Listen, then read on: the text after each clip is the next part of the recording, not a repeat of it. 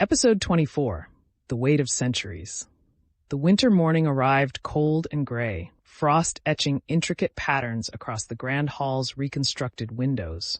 Elena stood at her usual position, close enough to touch the frozen pillar of corruption that held Cassian Netherbane and the 73 souls who had become his prison mates.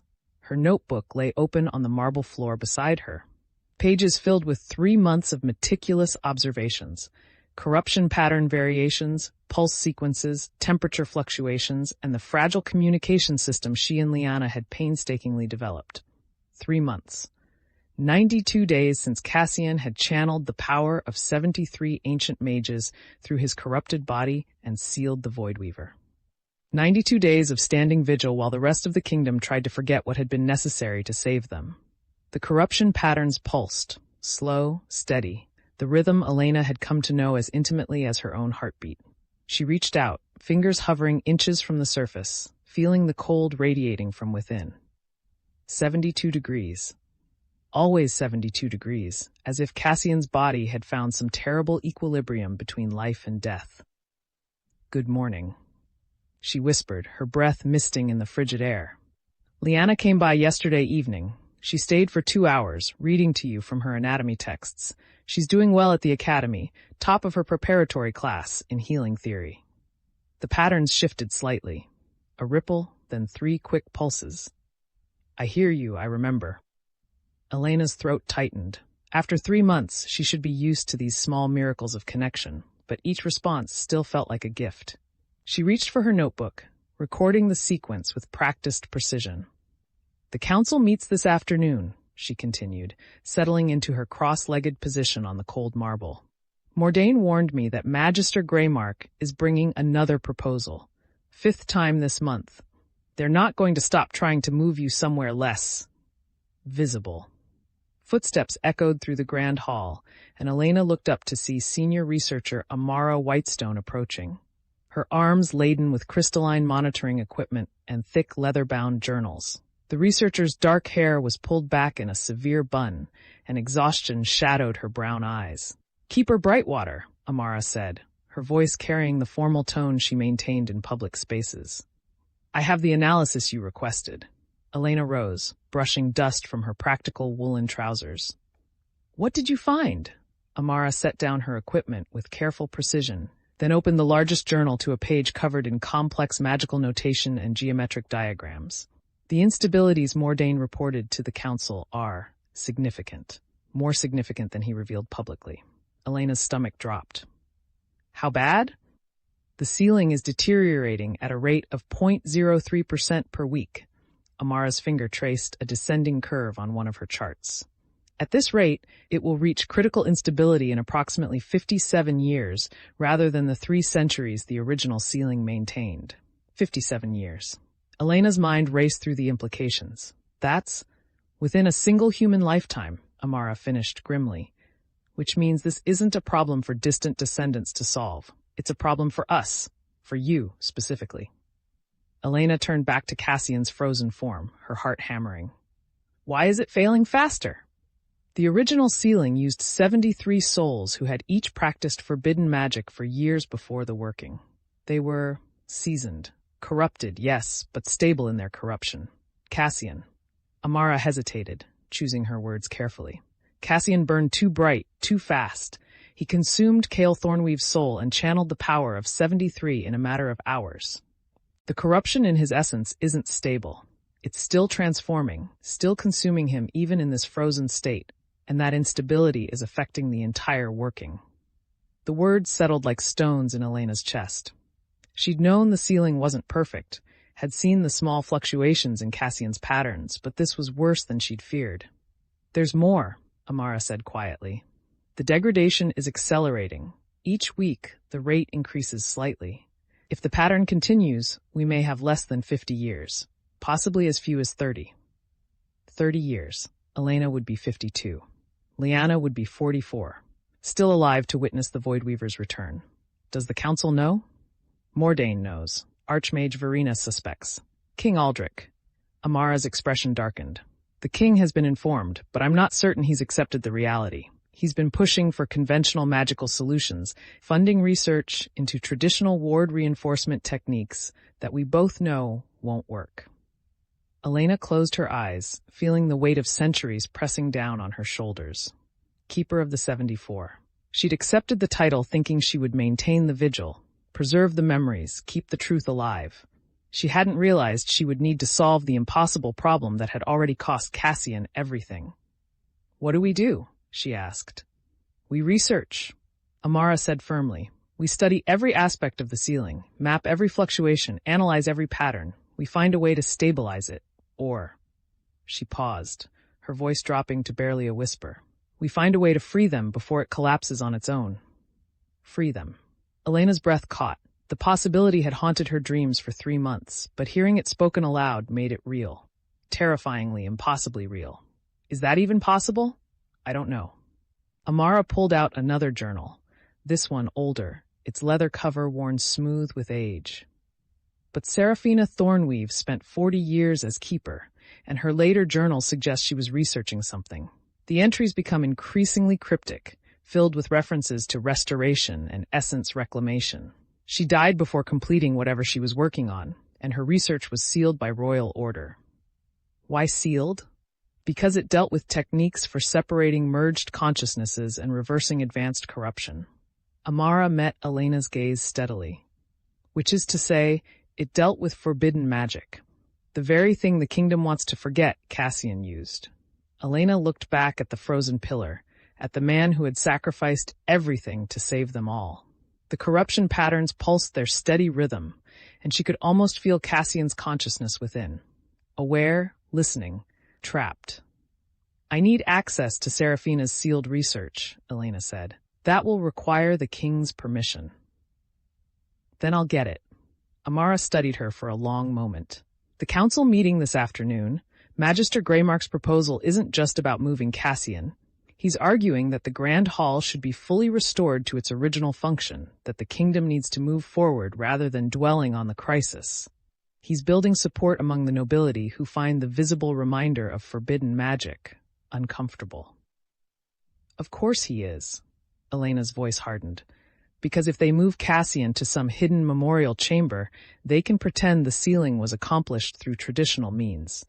They can forget that forbidden magic saved them. Exactly. Amara began packing up her equipment. You'll need to defend his placement again, and this time, you'll need to do it while revealing the ceiling's instability. The council needs to understand that Cassian isn't just a monument to the past. He's the front line of an ongoing battle.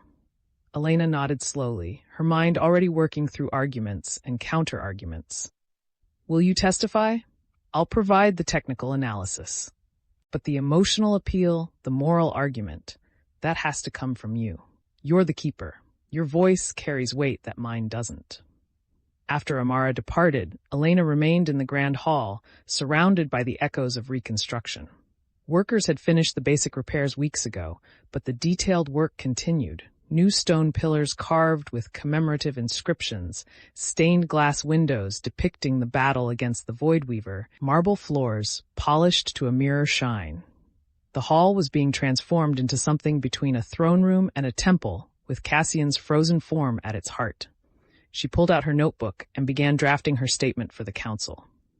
The words came haltingly at first, then with increasing urgency as she thought about what was at stake.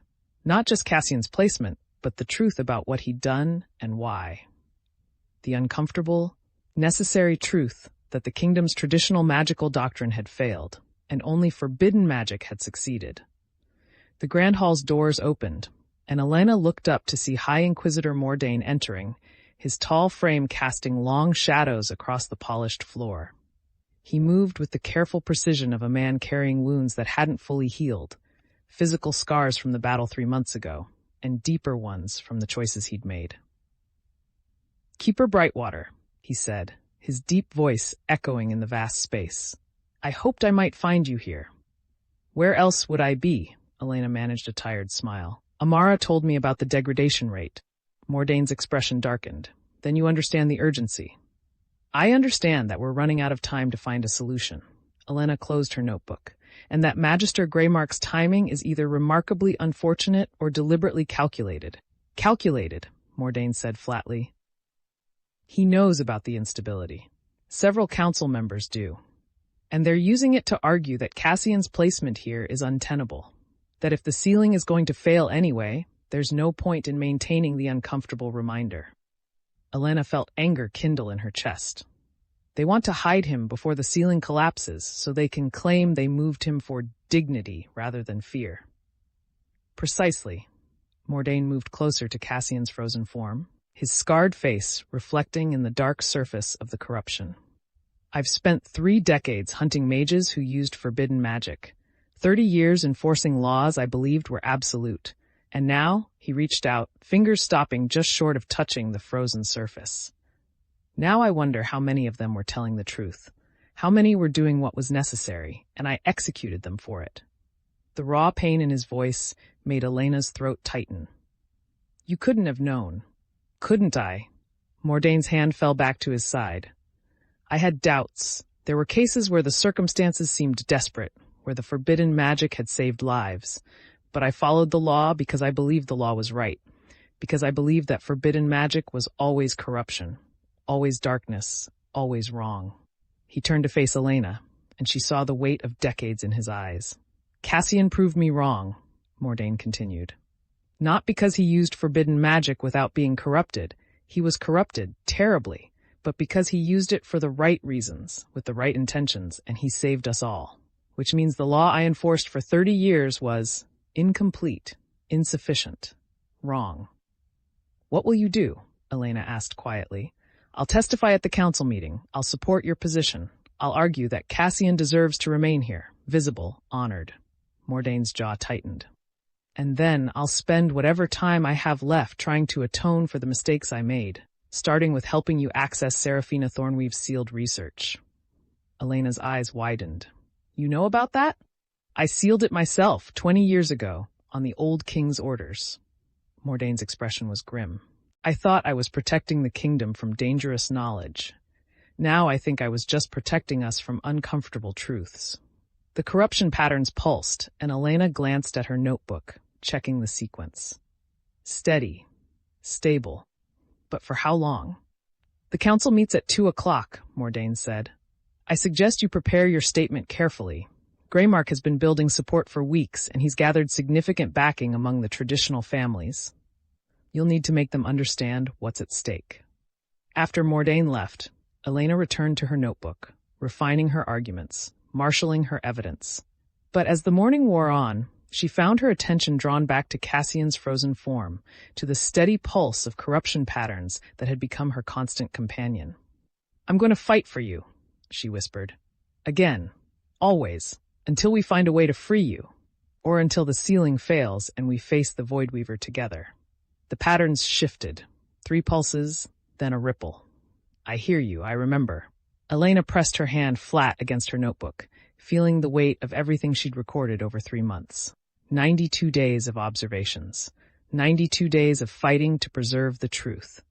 And now, the revelation that those 92 days were just the beginning of a much longer battle. 57 years until critical failure. Maybe less. Within her lifetime. Within Liana's lifetime. She thought about the Eastern Reach's request for knowledge of forbidden magic. About the Council's desire to move Cassian somewhere less visible. About Seraphina Thornweave's sealed research into restoration and essence reclamation. All of it was connected. The question of whether forbidden magic could ever be justified, whether the price Cassian paid was worth it, whether there was any way to undo what had been done. The Grand Hall's doors opened again, and Elena looked up to see Liana entering, her academy preparatory uniform crisp and neat despite the early hour. The girl's face lit up when she saw Elena, and she hurried across the marble floor, her footsteps echoing in the vast space. I have a free period, Liana said breathlessly. I thought I'd come read to him before the council meeting. Elena smiled, gesturing to the space beside her. He'd like that. Liana settled down, pulling a thick medical text from her satchel. But before she began reading, she looked up at Elena with eyes too old for her 14 years. Something's wrong, Liana said. It wasn't a question. Elena hesitated, then decided the girl deserved the truth. The ceiling is degrading faster than expected. We have decades instead of centuries to find a solution. Leanna's face paled, but she didn't look away. How many decades? 57. Maybe less. Then we'll find a way to free him before then. Leanna's voice was steady, determined. We have to. Yes, Elena agreed quietly. We have to. Leanna opened her medical text and began reading aloud about the intricate networks of blood vessels in the human heart, about the delicate balance of pressures and flows that kept a body alive. Her voice was clear and strong, and Elena watched as the corruption patterns responded. Subtle shifts, small pulses, the language they'd developed to communicate across the barrier of frozen time. And somewhere in that prison of stopped time, Cassian Netherbane listened to his sister's voice, held on to the memory of who he'd been, and continued fighting to hold the Voidweaver at bay. Because 57 years was all they had. 57 years to find a solution, to research the impossible, to discover whether a soul could be restored after being consumed by corruption. 57 years to save the man who had saved them all. Elena looked at her notebook, at the pages filled with observations and theories and desperate hope. Then she looked at Cassian's frozen form, at the dark corruption that held him suspended between life and death. And she made a promise to herself, to him, to all 74 souls trapped in that terrible working. She would find a way. No matter how long it took, no matter what it cost, no matter how many council battles she had to fight or how much forbidden knowledge she had to uncover, she would find a way to bring him home. The corruption patterns pulsed their steady rhythm, and Elena recorded every beat, every variation, every sign that somewhere in that prison of stopped time, Cassian Netherbane was still holding on, still fighting, still refusing to let the darkness win. Thanks for watching our stories. Don't forget to like and subscribe for more epic adventures. Thanks for watching our stories. Don't forget to like and subscribe for more epic adventures.